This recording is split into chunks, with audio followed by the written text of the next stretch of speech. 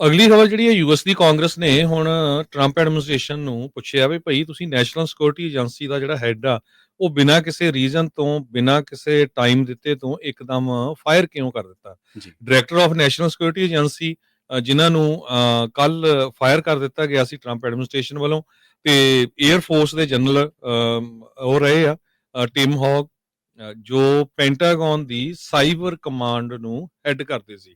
ਸੋ ਕੋਈ advance notice ਨਹੀਂ ਦਿੱਤੇ।